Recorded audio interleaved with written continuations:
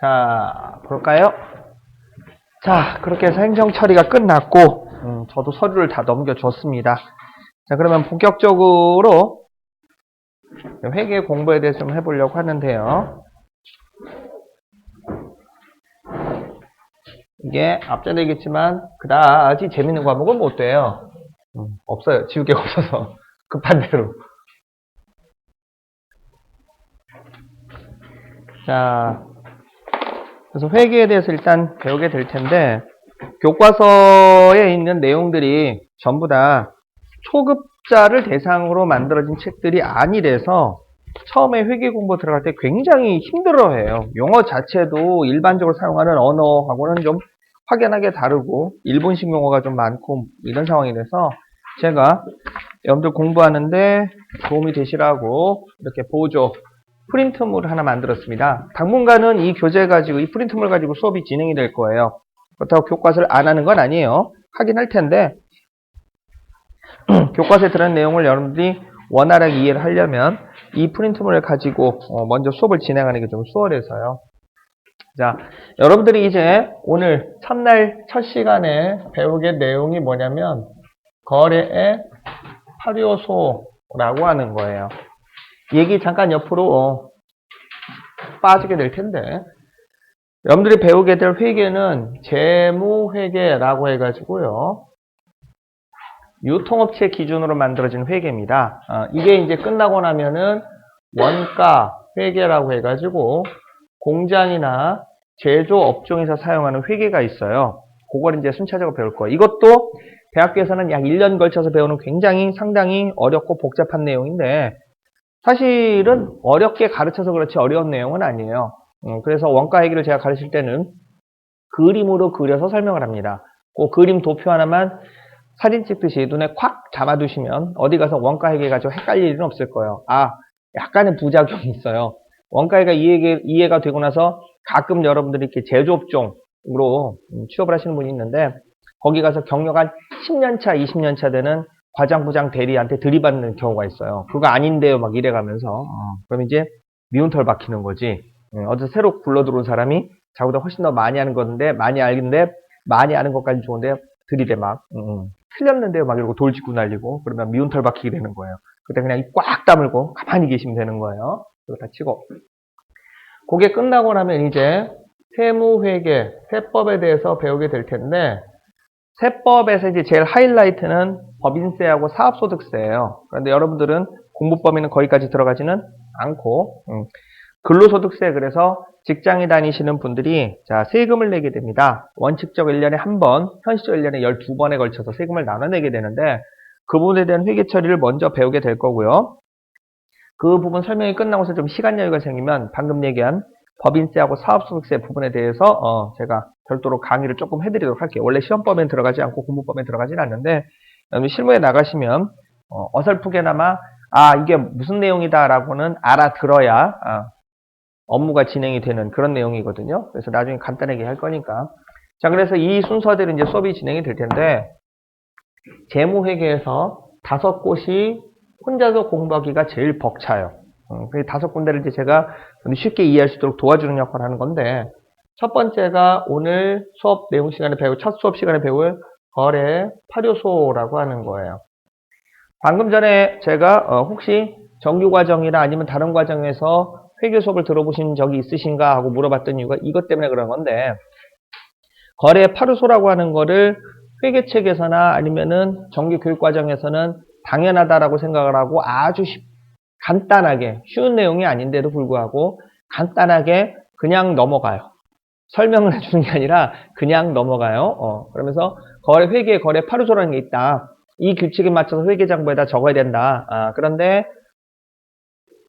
그걸 이해하려면 문제를 많이 풀어봐야 된다. 그러더니 밑도 끝도 없이 회사에서 돈 주고 자동차 샀다, 자동차 팔았다, 돈 주고 땅을 샀다, 돈 받고 땅을 팔았다, 외상으로 자동차를 샀다, 외상으로 물건을 팔았다, 외상으로 뭐 땅을 샀다, 뭐 이런 식으로 그 회사에서 발생하는 거래 예제 문제를 대략 한 200개에서 300개 정도를 풀어보라고 해요. 그러고 나서는 거래 8요소가 이해되셨죠? 그럼 다음 단계 넘어갑니다. 이런 식으로 돼 있어요.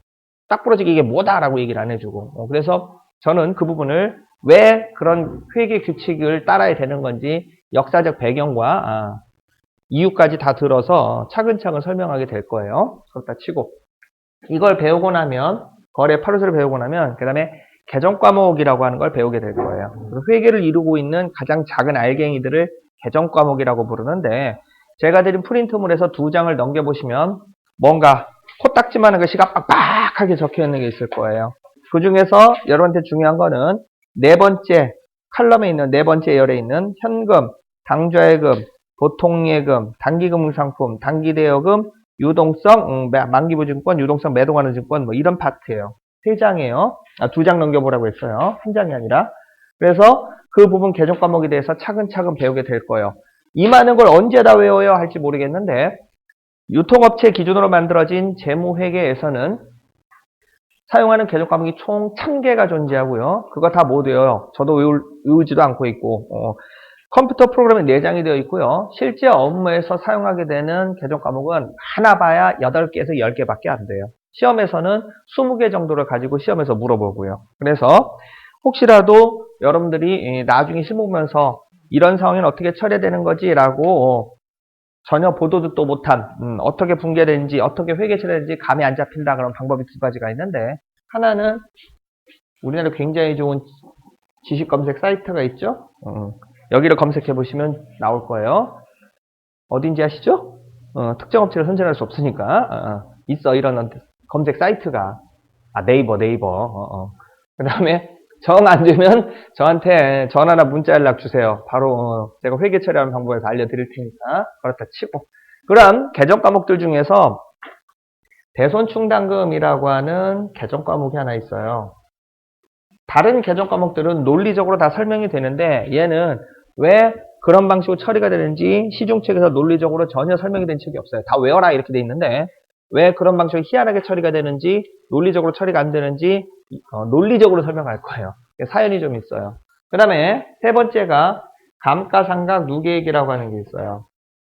감가상각 누계액이 뭐냐면 여러분들이 회사에서 일하면서 책상, 의자, 컴퓨터 복사기 같은 걸 지급을 받을 텐데 이 책상, 의자, 컴퓨터 복사기가 닳아서 없어지게 됩니다.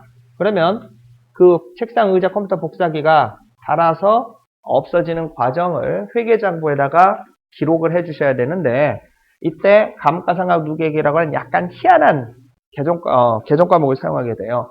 이 감가상각 누계액은 자기를 만들어준 아빠를 갉아먹는 사악한 개정 과목이에요. 좀 이해가 안 되실 텐데 나중에 직접 입력해보면 알게 돼요. 그 다음에 4번째로 여러분들 배워야 될 내용이 뭐냐면 마감 결산이라고 하는 항목인데요. 파트인데 제가 강의할 때 제일 자랑하는 부분이 이거예요.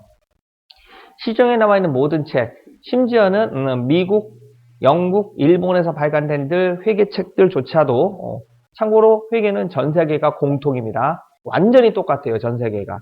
그래서 이 시중에 나와 있는 모든 책들을 다 섭렵해서 제가 그 교재를 만들고 교본을 만들고 참고자를 만들고 그러고 있는데 우리나라뿐만 아니라 모든 전 세계에 있는 모든 책들이 이 마감 결산 부분이 굉장히 중요하다라고 해놓고서는 설명이 전부 다 중구난방이에요.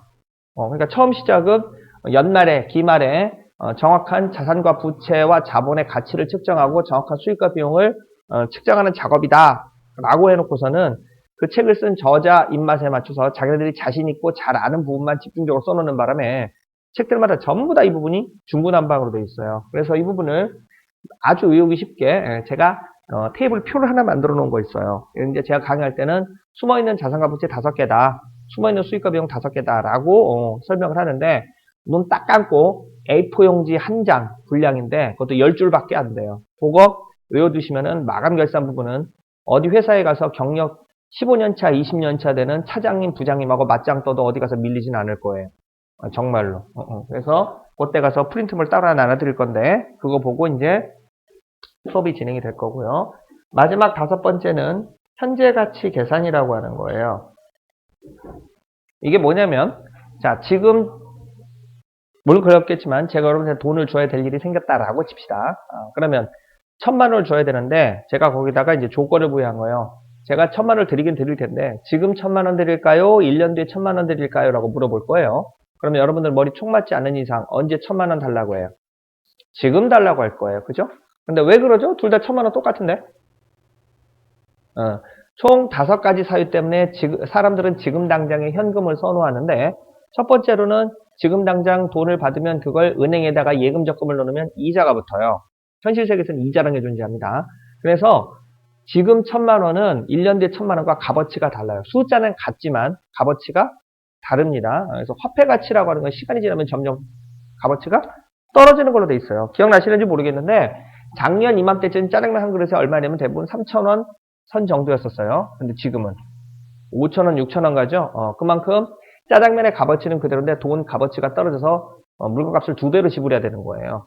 그걸 이제 인플레이션이라고 부르는데, 현실 세계에서는 돈을 미리 땡겨받으면 은행에다가 예금 적금하고 이자를 받을 수 있고, 그 다음에 대체 투자, 내가 금도 살 수 있고 주식도 살 수 있고 내 마음대로 쓸 수 있는 대체 투자안이 존재하는 거고, 그 다음에 아까 했지만 인플레이션이라는 거 결정적으로 1년 뒤에 주세요 그러면 제가 깜빡 잊어먹고 돈을 띄어먹는 경우가 생기겠죠. 그건 이제 회계학에서는 대손이 발생했다 이렇게 표현을 하는데, 아무튼 그래서 회계장부에서는 그렇게 지금 현재 1,000만 원과 1년 뒤에 1,000만 원이 숫자는 같지만 시간대가 다르지 않느냐. 그러면 1년 뒤에 1,000만 원은 지금 당장 값어치로 환산하면 얼마가 될까라고 하는 계산, 그거 값어치를 계산하는 공식이 존재해요.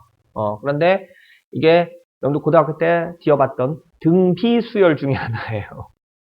그래서 다행인 거는 계산 공식이 굉장히 복잡해요. 그래서 일반적으로는 계산이 안 되고 공학용 계산기나 재무용 계산기 따로 있어요. 아니면 엑셀을 동원해서 계산을 해야 되는데, 다행인 거는 우리 거 시험범위에 들어간다? 안 들어간다?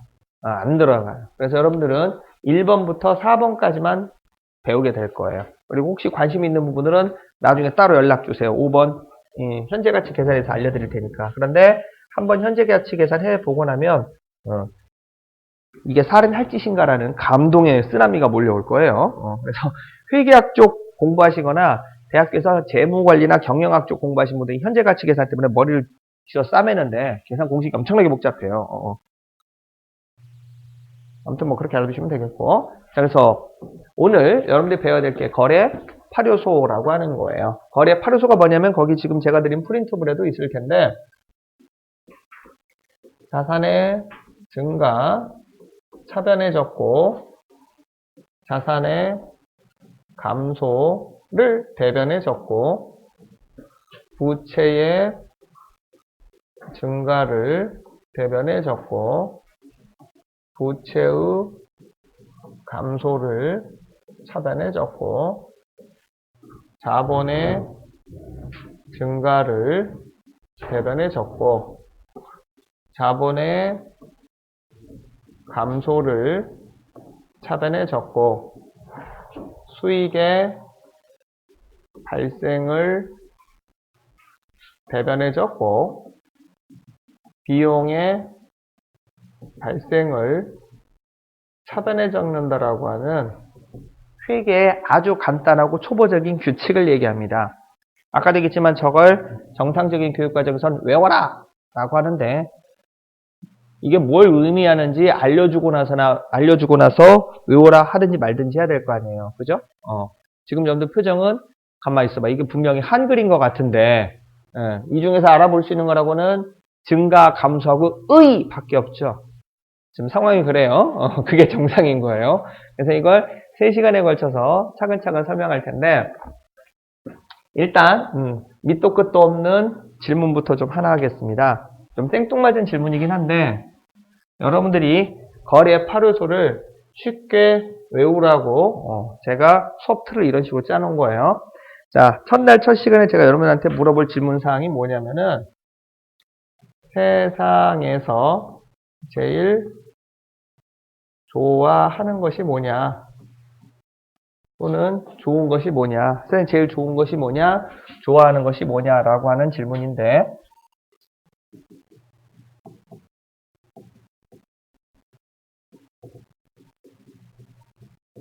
정답은 없어요. 개인의 그 취향을 물어보는 겁니다. 그러니까 여러분들이 개인적으로들 좋아하는 것들 뭐 굉장히 많죠. 무슨 뭐 남자분들 같은 경우 뭐 자동차 좋아하는 분들도 있고, 아니면은 뭐 여자분들 같은 경우 뭐 옷 종류 같은 거, 귀금속 같은 거 좋아하는 분도 있고 그럴 텐데, 그거에 대해서 물어보는 거예요. 뭐 좋아하세요? 돈이요? 첫 출발부터 단추가 좀 이상하게 꿰지는데. 뭐 좋아하세요? 예, 예. 취미가 됐든 뭐가 됐든 뭐. 예? 뭐 어떤 걸? 아, 농구 좋아하신다고? 저도 좋아해요. 이 농구에 얽힌 가슴 아픈 얘기가 있는데, 얘기해도 되나? 제가 저기 30살 때 소개팅을 빙자한 맞선을 본 적이 있어요. 그래가지고서는 그때 저기 그 세종대학교 무용학과 대학원생이었는데 거기까진 좋았어. 일단은 이뻤어요. 그래가지고서는 이제 서로 맛있는 거 먹다가 이제 이런저런 얘기 나왔는데 앞으로 뭐 하실 거냐고 물어보더라고요. 그래서 상황 되면 MBA 가려고 하는데요. MBA 과정을 밟았으면 좋겠습니다. 그랬더니 키가 작으신데 가능하시겠어요? 이러더라고요. 이게 문제가 뭐냐면은 이걸로 알아들은 거야. 내셔널 바스켓볼로 알아들은 거예요. 근데 이거는 경영학 석사 전문 학위를 얘기하는 거거든요. 그러니까는 제 전공이 회계학이다 보니까 흔히 이제 우리나라에서는 회계학 그러면 이제 경리 쪽 이런 걸로 이제 오해들 많이 해서 이제 조금 제대로 된 코스를 밟아가지고 이제 석사 학위를 따려고 그때 계획을 잡아놨던 거였는데 이렇게 얘기를 하더라고요. 아, 껍데기만 이쁘구나. 더 만났다가는 내가 골치 아픈 사태가 벌어지겠구나. 그러고서는 만난 지 이틀 만에 헤어진 경우가 있는데 다른 거예요. 그렇다 치고 갑자기 농구에 얽힌 가슴 아픈 이야기. 뭐 좋아하세요? 네. 사람이요? 그러니까 뭐 가족들 또요. 예? 노래요? 가족들 좋아하신다고 했고 노래 부르는 거 좋아하신다고 했고 그 다음에 뒤에 세 분 뭐 좋아하세요? 에? 노는 거요? 또요. 왜요? 노는 게 얼마나 좋은데 능력 뛰어 놀아요. 돈이요? 뭐 좋아하세요? 자동차? 노는 것, 자동차. 뭐라고 하시죠? 아, 돈. 뭐 좋아하세요? 영화 보는 거. 또요. 애들. 영화 보는 거 좋아하시고, 자식들 좋아하시고, 또 뭐 좋아하세요? 먹는 거. 또요. 사람이요. 또요. 여행이요. 먹는 거 좋아하시고, 사람들 만나는 거 좋아하시고, 여행 좋아하신다고 했었고, 이제 5분 남았다. 뭐 좋아하세요? 예? 돈이요? 뭐 좋아하세요? 연극 보는 거? 뭐 좋아하세요? 예? 화장품?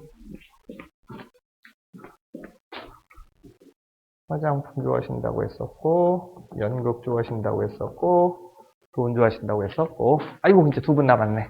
뭐 좋아하세요? 예? 영화 보는 거? 뭐 좋아하세요? 예? 여태 들은 대답 중에서 제일 게으른 대답인 것 같은데. 영화 좋아하신다고, 쉬는 거라고 합시다. 아무튼, 제가 좀 밑도 끝도 없는 뜬금없는 질문했는데 세상에 제일 좋은 것 또는 좋아하는 게 뭐냐라고 했더니 여러분들의 다양한 취향들이 이렇게 그러니까 시연이 됐는데 이렇게 다양한 취향들을 지금 얘기를 해주셨는데 개인적으로 부탁 하나 하겠습니다. 전부 다 좋은 거긴 한데 저한테 수업을 듣는 5시간 동안만큼은 여러분 생각을 통일시켜 주세요. 세상에 제일 좋은 거 이거라고. 사실은 지금 여러분들 대답하신 것들이 다 돈하고 관련 있죠. 다만 이번 반은 약간 특이한 현상이 발견되는데 대부분들 결혼하신 분들이 돈이요 이러거든요. 근데 이번 반은 어떻게 젊으신 분들이 돈이라고 대답을 하고 대충 보니까 결혼하신 분들 같은 경우는 이제 특이하게 가족들에 대한 얘기가 많이 나오고 있는데 그렇다 치고 사실 돈하고 관련이 있거든요. 농구하려면 돈 들어가죠. 그죠? 농구공도 있어야 되고 기왕이면 나이키 에어조단 뭐 이런 거 있으면은 좋잖아. 가족들하고 친하게 지내고 싶다, 가족들이 소중하다라고 하셨는데 가족들하고 훨씬 더 가족 관계를 돈독하게 할 수 있는 방법이 있어요. 뭐 주면 좋아해요? 돈 주면 좋아해요. 아까 자식 얘기를 하셨는데 내 배 아파서 난 자식도 부모가 용돈 줘야 좋다고 엄마 아빠 이러고 따르지. 용돈도 안 주면서 내가 너 사랑하는 거 알지? 그러면은 해준 게 뭐가 있는데요? 막 이러고. 정말로. 결정적으로 가족 같지 않은데 가족이라고 묶여지는 분들이 있어요. 시어머니, 시아버지. 그래도 아버지까지는 괜찮아. 시어머니, 시어머니하고 며느리하고 원래 사이가 좋을래야 좋을 수가 없어요. 왜냐면 시어머니 입장에서는 내가 30년에 걸쳐서 내 새끼 힘들게 나가지고 간신히 밥벌이가 가능할 정도로 사람만 놀았더니 웬 젊은 미안해요. 웬 젊은 여자가 들어와서 내 새끼 바보로 만들어놨네. 뺏겼네라는 생각을 갖기 때문에 시어머니하고 이 여자 입장에서는 며느리 입장에서는 아니 집안이고 뭐고 알게 뭐예요. 남자 하나 보고 나를 위해 주고 사랑해 주겠다고 그리고 평생 고생 안 시키겠다고 하니까 멋모르고 따라오는 것 뿐인데 가지고 또 한쪽에서는 서운하지. 이제 내 건데 왜 자꾸 건드느냐 뭐 이런. 아무튼 그런데 시어머니하고 사이좋게 지내는 방법이 딱 하나 있어요. 뭐 드리면 좋아하세요? 그렇지. 돈 드리면 좋아하세요. 그러면 며느리 입장에서는 아마 태어나서 최고의 칭찬을 들을 수 있을 거예요. 아가, 나는 너를 딸처럼 생각한다. 여기서 조심해야 될 거는 딸은 아니야.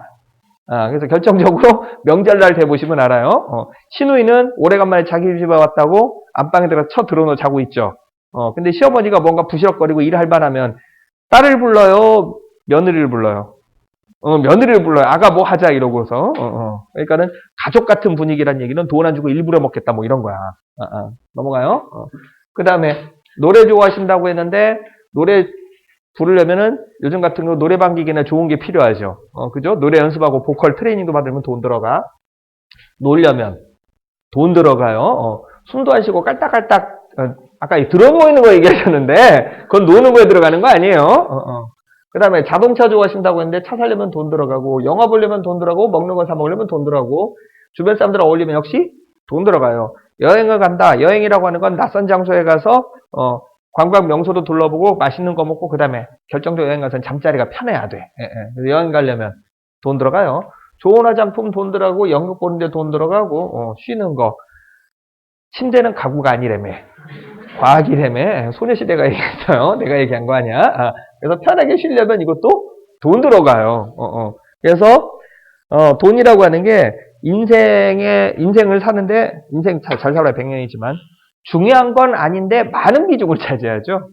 그잖아요. 오죽하면 부부지간도 돈 때문에 헤어지는 경우가 있고 심지어는 친형제 내지는 친부모님인데도 돈 때문에 치고 패고 싸우고 칼로 찌르는 사태가 벌어지고 막 난리가 아니잖아. 주로 이제 명절 때 저기 가족 간에 모여서 이렇게 먹고 술 한잔 취하면 이제 너 지금 요즘은 뭐 하고 있니? 얼른 취업해야지. 그러면은 뭐 열심히 하고 있어요. 뭐 그러는데 중간에 되면 취하면은 엄마 아빠가 나한테 해준 게 뭐가 있는데 뭐 그러면 옆에 있던 형이 이제 또 거들어 이놈의 새끼 어머니 아버지한테 말버리지 짱머리가 그게 뭐야? 그러면 이제 밥상 뒤엎고 막 뭐 이런 넘어가. 좋은 얘기 아니야. 그래서 자 저한테 수업을 듣는 5시간 동안만큼은 이렇게 여러분들이 생각을 통일시켜 주세요. 세상에 제일 좋은 거 뭐라고요? 돈. 그런데 돈 그러면 뭔가 천박한 느낌이 나네요. 그래서 우리는 우하고 고상한 회계 전문 용어로 이 돈을 부를 텐데 앞으로 여러분들은 돈을 돈이라고 부르지 마시고 현금이라고 불러주세요. 영어로는 캐시고 일본어는 오카네가 되겠는데 전 세계가 공통이에요. 현금에 대한 용어에 대해서는 전 세계가 공통이에요. 그런데 특이한 게 제가 현금에다가 이렇게 대괄호를 쳐놨죠? 이거 이제 제가 강의할 때 그 단어를 표시하는 방식인데 이렇게 대괄호로 표시한 거는 회계에서 개정 과목을 의미하는 겁니다. 개정 과목이 뭐냐면 회계를 이루고 있는 가장 작은 알갱이를 개정 과목이라고 한다고 했었죠? 그래서 여기 1차적으로 외워야 되는 게 저 개정 과목이에요. 그래서 이제 문제는 중간에 수업이 어느 정도 진행되고 여러분들 공부를 하다 보면은 자, 개정 과목, 특정 개정 과목 몇 개를 묶어서 명칭 내지는 이름으로 부르는 것들이 있어요. 그러니까 판매비와 관리비라는 항목도 있고요. 매출 채권이라고 하는 항목도 있는데 이게 어느 정도 공부를 하다 보면 슬슬 헷갈리기 시작해요. 가만, 이게 개정 과목이었던가? 이게 특정 개정 과목 묶어서 하나의 명칭으로 부르는 부분이었던가 하고 슬슬 헷갈리기 시작을 하는데 그런 사태를 미연에 방지하기 위해서 제가 명칭일 때는 이름 또는 명칭일 때는 명칭으로 존재할 때는 이렇게 꺽쇠로 표시해요. 그러니까 제일 대표적인 케이스로 흔히 이제 교과서 내지는 시험에서 자주 언급되는 용어가 매출 채권이라고 하는 용어인데요. 이 매출 채권이라고 하는 용어는 외상매출금이라고 하는 개정 과목이 있어요. 나중에 차근차근 배우게 될 거예요.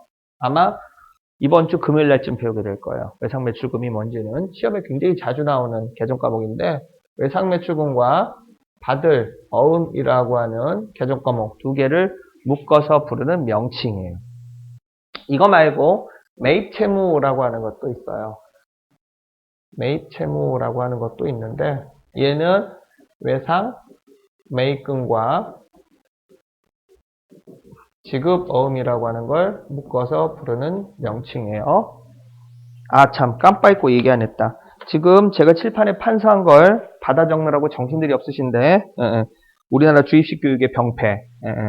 선생님이 얘기한 거는, 금과 옥조처럼 여기고 열심히 받아 적느라 바쁜데, 여기 학교 아니거든요?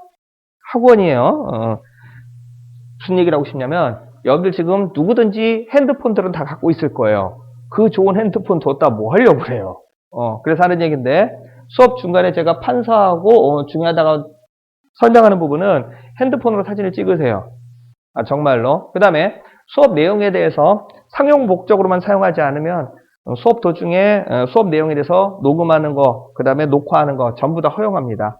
원래대로 하자면은 대학교 다니신 분들은 이제 잘 아실 텐데 강사분들이 강사를 할 때 그 수업 내용에 대해서 녹음하는 거를 그다지 좋아하진 않아요. 근데 복습할 목적으로 녹음한다라고 미리 사전에 양해를 구하면 그거 싫다고 거절할 사람 하나도 없어요.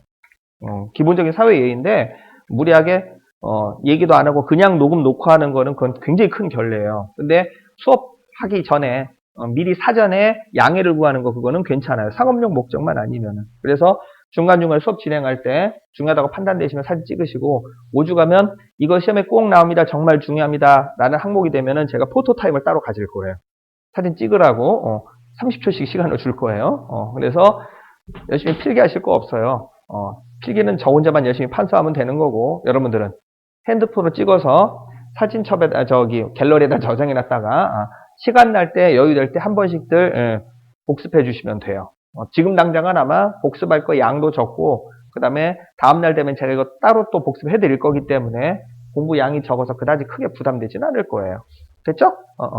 그렇게 해서 봐주시면 되겠고 아무튼 어쨌든 앞으로 저는 이런 식으로 개정 과목과 명칭을 표기할 겁니다. 이해되셨죠? 사진 찍을 시간이에요. 얼른 찍으세요. 굉장히 중요한 거라니까.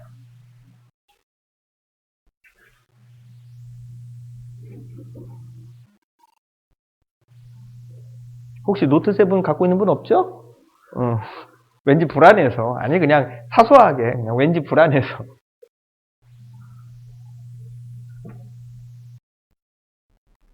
끝날 때쯤 되면 여러분들 그 핸드폰에 사진이 한 200장 정도 저장될 거예요.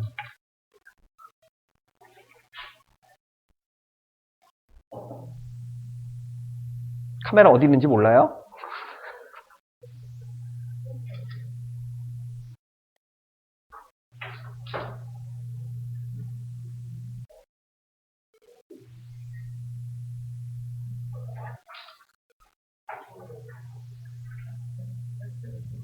얘기 앞으로 새는데 제 강의가 내용 자체도 그다지 괜찮을 뿐더러 결정적으로 졸리질 않아요. 이게 강의하면서 수강생을 졸게 하는 강의는 내용을 떠나서 그건 빵점짜리 강의예요. 수단과 방법을 안 가리고 안 졸게 만들어야 돼.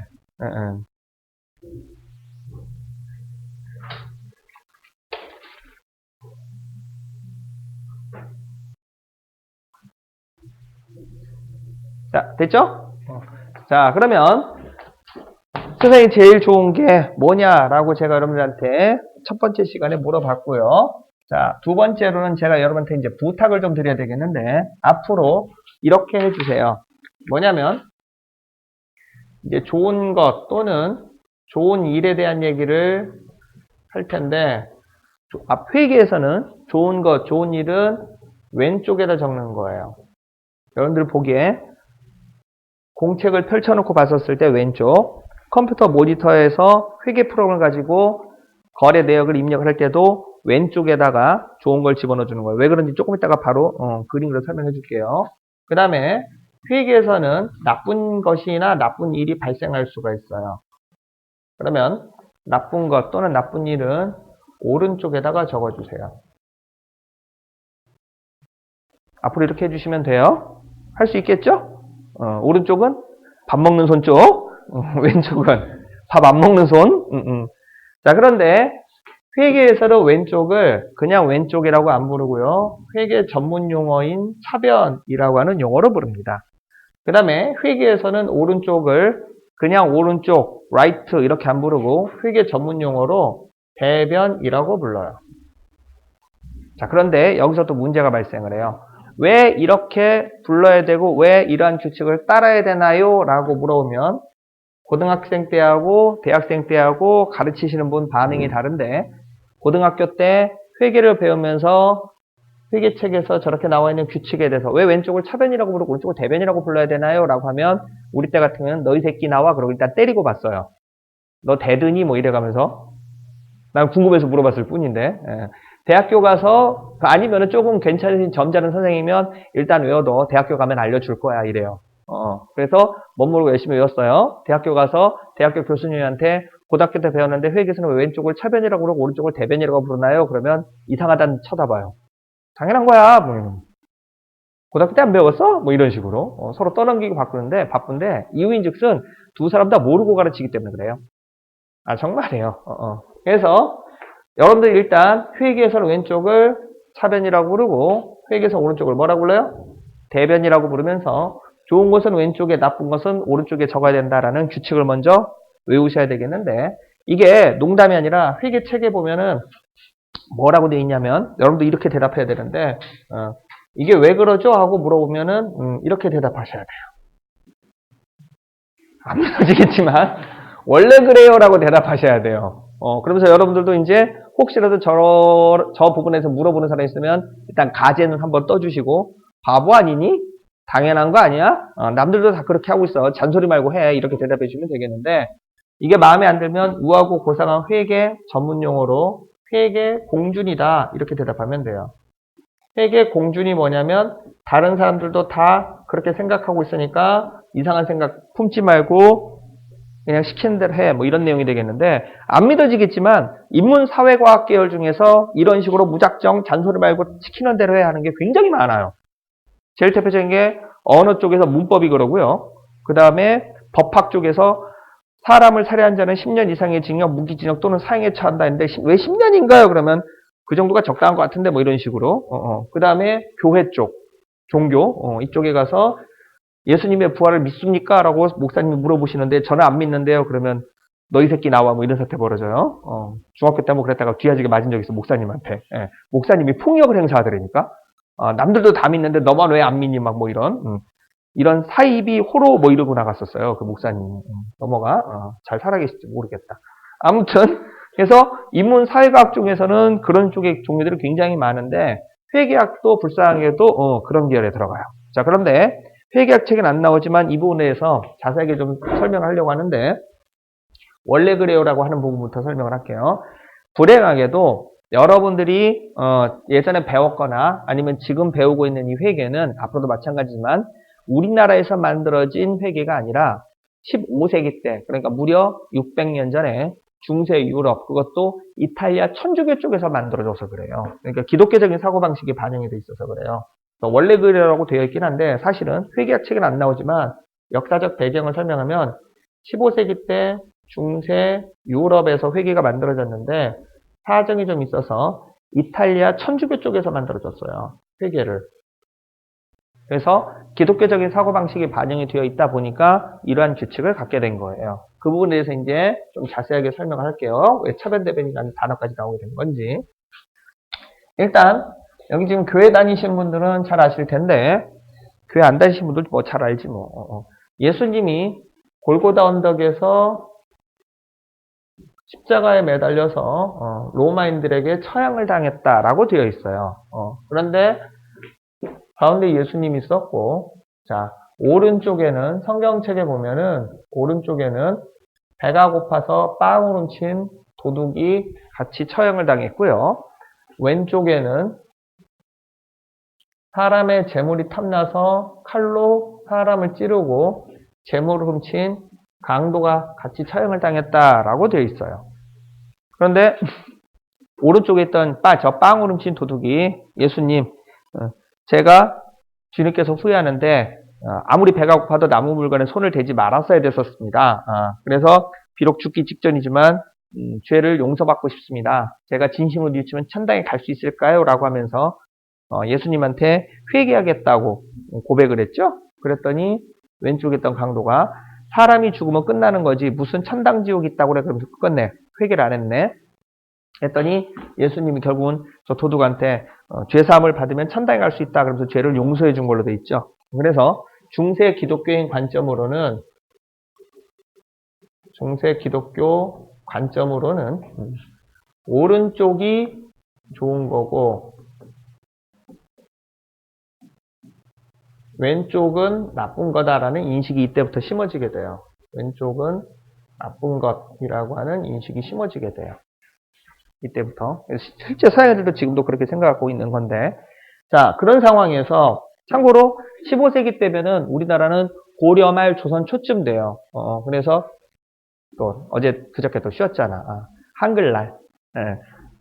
한글날, 그러니까 그 고려 말 조선 초쯤 해가지고 그때쯤 이제 우리는 금속활자 만드느라 정신없고 화약 만드느라고 정신없고 그런 시절인데 그때 중세 유럽은 동양 쪽 그러니까 송나라쯤 되는데 우리나라나 중국보다 문화 수준이 한참 떨어지던 시절이었어요. 심지어는 그릇도 만들 줄 모르고 도자기를 그 다음에 종이 그 땅에 있는지 모르고 양피지 양을 잡아서 양 껍데기에다가 글씨를 남기고 뭐 이러던 굉장히 미개한 시절이었는데 그러다 보니까 중국에서 만들어진 물건들이 너무 탐나는 거예요. 왜냐면 그 당시 중국이 선진국이었으니까 오죽하면 서양에서 인정하기를 중국의 4대 발명품이라고 칭해진 게 있죠. 뭐 세계사 시간에 배웠잖아. 종이, 화약, 나침반, 그다음에 인쇄술, 글씨를 새겼잖아요. 개인적으로 하나 더 넣어주고 싶은데 뭐냐면 전기파리채.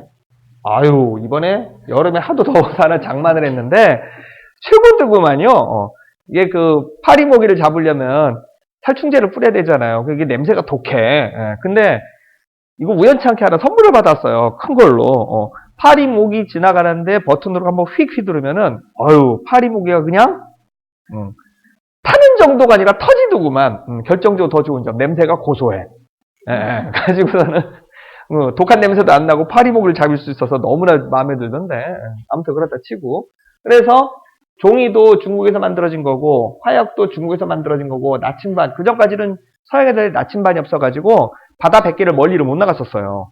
그런데 나침반이 있으니까 이제 바다에 나가서도 동서남북 방향을 알게 되니까 먼 거리까지 나가게 된 건데 문제는 이걸 활용을 해서 그쵸. 영국, 프랑스, 포르투갈, 네덜란드 이런 데가 식민지 건설에 나서잖아요. 배 타고 쭉 멀리 나가보니까 자기가 조금 덜 떨어진 애들이 있는 것 같아. 총칼 들이대가지고서는 식민지로 삼았잖아요. 사실은 굉장히 세계적으로 가슴 아픈 물건인데 그렇다 치고 인쇄술 맨날 신부님이 라틴어로 된 성경책 펼쳐놓고서는 하느님께서 말씀하셨습니다. 이래야 됩니다. 그런가 보다 했는데 성서를 독일어로 번역을 해가지고 인쇄기로 돌려서 대량으로 사람들한테 나눠주다 보니까 성경책을 보니까 이제는 읽어볼 수 있는 독일어로 돼 있어.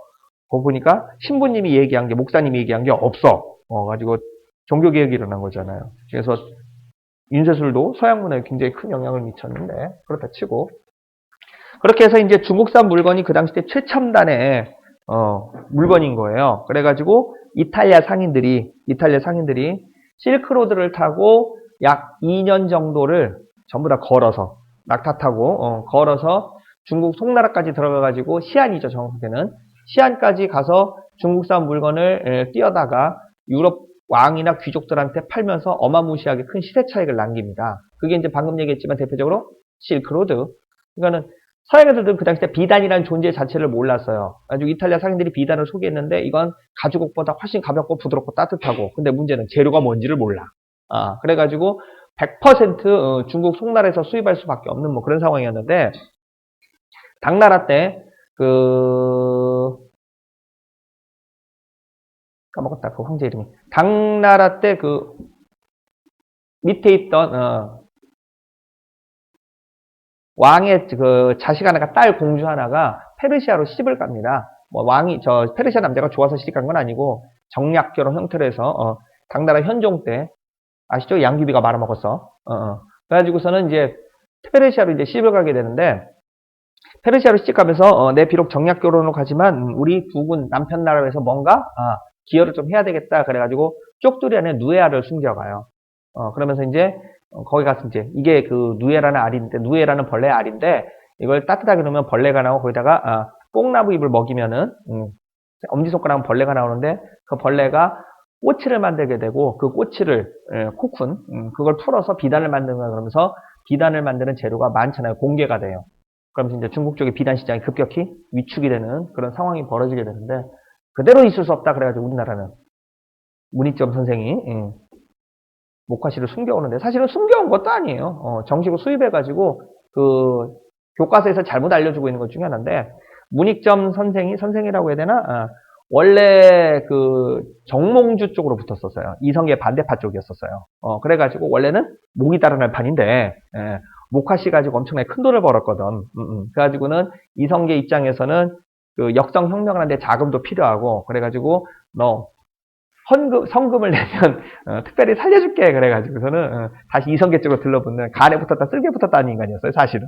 근데 이제 그렇게 해서 이제 뭔가 좀 후손들한테 포장을 좀 해야 되잖아. 그러니까 이제 자기가 목숨을 걸고 이렇게 서민들을 위해서 평민들을 위해서 목화씨를 몰래 몰래 밀수해 왔다는데 밀수 아니에요. 정식 절차를 거쳐서 들어온 거예요 그거. 정말로 넘어가요. 좋은 얘기 아니야. 그렇다 치고. 자 그래서 이탈리아 상인들이 그렇게 해서 이제 어마무시하게 큰 돈을 벌어 왔는데 문제는 이탈리아 상인들이 그렇게 장사하느라고 자식들을 제대로 가르칠 시간이 기회가 없었던 거예요. 자기 사업을 이렇게 짭짤하게 고수익 사업인데 자식한테 이걸 물려주고 싶은데 물론 이제 다른 사람들도 중국까지 가서 무역을 하고 싶어 했었지요. 근데 이제 문제가 뭐냐면 중간에 타클라마칸 사막이라고 해서 그 굉장히 큰 전 세계에서 두 번째로 큰 사막이 존재하는데 하나는 사하라 사막이고 두 번째로 타클라마칸 사막이 존재하는데 그 타클라마칸 사막을 건너가야 중국까지 들어갈 수 있어요. 근데 사막을 건너갈 때 제일 중요한 핵심 키포인트가 뭐냐면 중간중간에 있는 오아시스 위치를 알아야 되거든요. 안 그러면 그렇죠. 물이 조달이 안 돼서 중간에 이제 말라 죽는 거예요. 근데 그 오아시스 위치는 이탈리아 상인들이 집안 대대로 비밀로 이제 전수가 되는 그런 상황이었는데 그러다 보니까 이제 자식들을 가르칠 시간도 없고 그래서 이탈리아 쪽에 지금도 있는데 볼로냐 수도원이라고 하는 데가 있어요. 그게 이제 정식으로 이제 볼로냐 대학이 됐는데 볼로냐 수도원에다 애를 맡깁니다. 그러면서 내 새끼 좀 가르쳐 주셔. 참고로 이제 그 당시 때 사용했던 언어는 고위층이 쓰던 언어는 이제 라틴어인 거고 이제 수학이라든지 이제 기타 뭐 화학 같은 거를 내가 돈을 주고 가정교사를 돈 주고 사서 배우던 시절이었었어요. 그런데 가정교사를 불러오려면 1대1 교육이 돼야 되는데 비용이 너무 비싸게 들잖아요. 그러니까 그룹과의 형성이 된 거예요. 이탈리아 상인들이 돈을 조금씩 객출을 해서 선생을 하나 사고 내가 가 있는 동안 우리 내 새끼들 좀 가르쳐 주쇼. 그러면서 먹고 자고 가르치면 더 좋겠네. 그래가지고 기숙사형 학교에다 집어넣게 돼요. 그렇게 해서 만들어진 게 서양식 대학인 거고. 아무튼 그렇게 해서 이탈리아 상인들이 자식을 천주교에서 운영하는 기숙사형 학교에다 맡겼는데 자, 아버지가 돌아왔어요. 그러더니 이번에 돈 많이 벌었다. 이제는 네가 물려받을 때가 됐다. 내가 더 이상 이제 나이가 들고 몸도 힘들어서 중국까지 왔다 갔다 힘드니까 네가 좀 갑을 물려받아라고 그동안 벌어들였던 돈을 자식한테 물려줬는데 문제는 회계장부라고 보니까 도대체가 알아볼 수가 없는 거예요. 왜냐면 글씨도 모르는 상태고 일자 무식인 거니까 글씨도 모르는 상태고 그러니까는 거의 뭐 저기 개울물 건너서 귀족한테 접시 3개 팔았네. 그러면 접시 3개 해놓고서는 뭐 이런 식으로 접시 그림을 그려서 하나당 얼마씩 이런 식으로 적어놓은 거예요. 그러니까 자식 입장에서는 그 착한 아버지, 처자식들 먹여 살리겠다고 산적도 나오고 그 위험한 사막길을 목숨을 걸고 왔다 갔다 했던 아버지인데 글씨를 모른다는 게 뒤늦게 이제 들통이 난 거야. 그러니까는 회계 장부를 적어야 될 방법도 좀 필요하고 그래가지고 그 당시 때 그 기숙사형 학교 그 교수로 강사로 유명했던 루치파치올리라고 하는 이탈리아 수도승이 있어요. 루치파치올리라고 하는 이탈리아 수도승이 있는데 이 사람한테 부탁을 합니다. 스승님, 제가 스승님 밑에서 글도 배우고 숫자도 배우고 그림 그리는 법도 배웠는데 도대체 우리 아버지 장사하는 것만큼은 내 머리로 안 된다. 돈 좀 드릴 테니까 이거 좀 만들어 주시면 좀 안 될까요? 그러고 부탁을 하게 된 거예요. 그렇게 해서 루치파치올리가 천주교 쪽에 수도사다 보니까 천주교적 관점에 의해서 이러한 회계 규칙을 만들어내게 된 거예요. 그래서 기본 이 당시 때까지 만들어진 기본 개념은 좋은 것은 오른쪽에, 나쁜 것은 원래 왼쪽이라는 개념이었었어요. 그런데 이게 이제 왼쪽 오른쪽이라고 하는 용어가 이제 좀 필요했는데, 예수님이 골고다 언덕에서 십자가 매달려 죽은 다음에 사흘 만에 부활했단 말이에요. 그러고 나서 이제 살아있는 상태로 승천을 하셨는데, 그러고 나서 이제 예수님과 하나님한테 미사, 일종의 제사를 지내는 이제 풍습이 생긴 거예요. 그러면서 그 당연년에 났던 핵곡식이라든지 아니면은 그 가축 같은 걸 이제 바치게 되는데, 제단을 기준으로 해서 오른쪽에다가는 미사에 바치기 전에 깨끗한 제물들을 준비해 놓고, 그 다음에 미사가 끝나고 나면은 제단 왼쪽에다가 미사에 봉헌했던 음식물들을 모아놨다가 과부나 고아나, 그 당시 때 사회적 약자인 과부나 고아나 뭐 그런 사람들한테, 거지들한테 나눠주는 풍습이 있었던 거예요. 그러다 보니까 제단을 기준으로 해서 왼쪽 오른쪽을 가리키는 뭔가 용어가 필요한데, 그 당시 때 영어는 지금이야 전 세계에서 가장 파워 있는 언어지만 그 당시 때는 언어가 천민층들이 쓰던 언어였었어요. 집시나 뭐 이렇게. 그래서 셰익스피어가 이제 언어 반열에 올려놓은 건데, 그 전에는 지배층들은 어떤 언어를 썼다? 라틴어를 썼었어요. 라틴어를. 그래서 라틴어로 왼쪽 오른쪽을 가리키는 말이 필요한 거예요. 천박한 언어인 영어로 right, left 이렇게 부르기가 찜찜하니까. 그래서 오른쪽을 베빗이라고 하는 라틴어를 만들어냈고요. 왼쪽을 크레딧이라고 하는 단어를 만들어냈어요.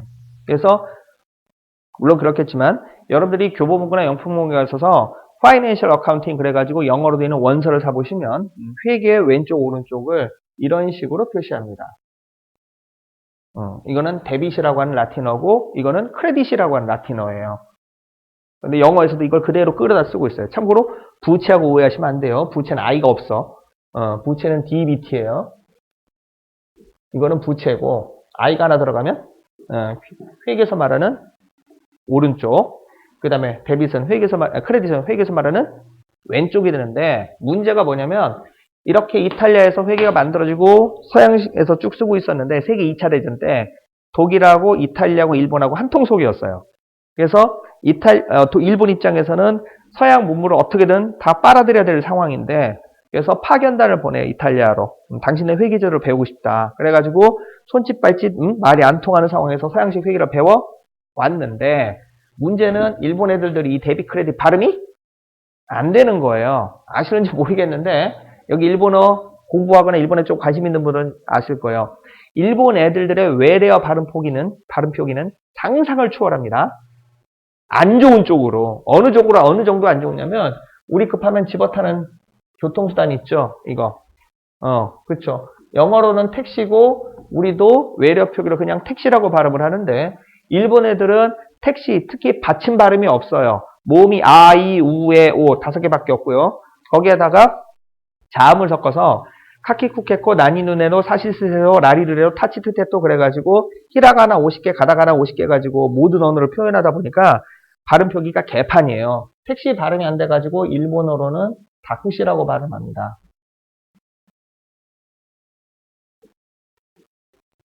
정말이에요. 더한 것도 있어요. 우리 김밥에 들어가는 거 있죠? 햄, 소세지. 우리는 그냥 햄이라고 불러요. 일본 애들은 햄 발음이 안 돼요. 받침이 없어서. 혹시 아세요? 하무라고 발음합니다.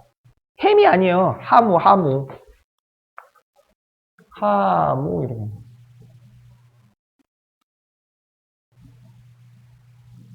햄이 아니에요. 하무예요.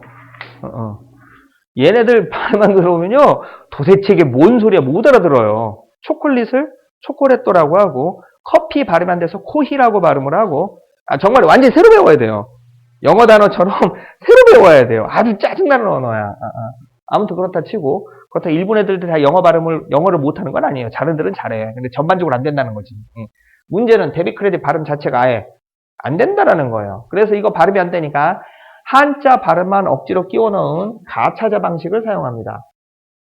가차자가 뭐냐면 외래어를 한자 발음 표기로 집어넣는 걸 얘기하는데, 제일 대표적인 게 저기 장미여관 리바이벌이라는 노래 중에 나 성에 가면 편지를 띄우세요 그런 노래 있어요. 제가 이거 흥얼흥얼 했더니 우리 14살짜리 조카가 큰아빠 그 노래 어떻게 아세요? 이러더라고요. 뭘 어떻게 알아요? 내가 중학교 때 나온 노래인데. 있어. 새샘트리오라고. 근데 그 노래 가사에 나성에 가면 편지를 띄우세요. 그런데 이게 도대체 어디예요? 어딘지 알아요? 편지를 띄우는가 말든가 하지. 혹시 아세요? 이걸 아시면 나이가 아니라 이제 연세가 있는 레벨이 되는데, 로스앤젤리스를 한자로 나성이라고 그래요. 그러니까 일본 애들 귀에는 로스가 나성으로 들린대. 비슷한 거 끼워 넣느라고. 그거 말고서도 우리나라도 가차제 방식으로 표기한 게 하나 있어요. 하나가 아니라 여러 개가 있는데 대표적 예를 들면은 좀 오래된 얘기인데 2002년도에 히딩크라고 하는 네덜란드 감독을 불러다가 우리나라가 느닷없이 월드컵 4위를 하게 돼요. 그래가지고 난리가 났었어요. 우리나라가 이렇게 축구를 잘해 그러더니 선수들은 굉장히 잘하는데 감독이 개판이어서 그랬구나 그러면서 이제 축구협회 정체에 대해서 알게 된 거죠. 그전까지 뭐 체력 부족이다 뭐 돈이 없어서 그랬다 했는데 사실 중간에 빼먹는 일이 벌어진 거예요. 가지고 히딩크가 이제 우리나라 전 세계 4위까지 만들어 놓으니까는 히딩크를 한국인으로 귀화시키자 뭐 이런 얘기까지 나왔는데 히딩크가 결국은 이중 국적을 받게 돼요. 본 국적은 네덜란드고 한국 국적도 우리나라에서 부여를 했는데 이중 국적은 원래 우리나라에서 허용을 안 합니다. 근데 예외적으로 우리나라에서 12명이 이중 국적이 허용이 되는데 그게 누구냐면 그 중에 한 명이 히딩크예요. 또 하나는 저기 그 이한우 씨인가 그래가지고 한국관광공사 했던 그 독일인 분이 있어요. 그 사람도 이중 국적이 허용이 되는데 히딩크를 한국 사람 만들자 그러면서 주민등록번호도 주고요. 족보도 만들었는데 족보에 히딩크가 뭐라고 되냐면 서울시시 시조로 돼 있어요. 혹시 아세요? 히딩크를 가차자로 한국식 이름으로 뭐라고 표현하는지? 들어보신 적 있으실 텐데 희동구입니다. 한국식 이름이 희동구예요. 이게 가차자예요. 히딩크, 희동구 비슷하잖아.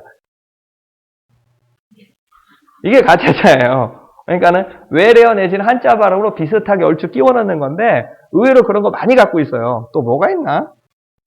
아무튼 뭐 이래요. 그래서 일본 애들이 데뷔 크레딧 발음이 안 되니까 한자로 억지로 의미는 없고 발음만 억지로 끼워 넣는 거예요. 차변 대변이라고 하는 단어를 만들어냈는데 아뿔싸 동양인과 서양인의 관점이 정말 아이러니하게도 180도가 달라요. 특히 이런 부분들 왼쪽 오른쪽을 판단할 때 서양 애들은 누구 기준이냐면 상대방 기준이에요. 근데 우리는 내 기준이거든요. 그래서 이게 들어올 때 좌우가 바뀌어서 들어와요.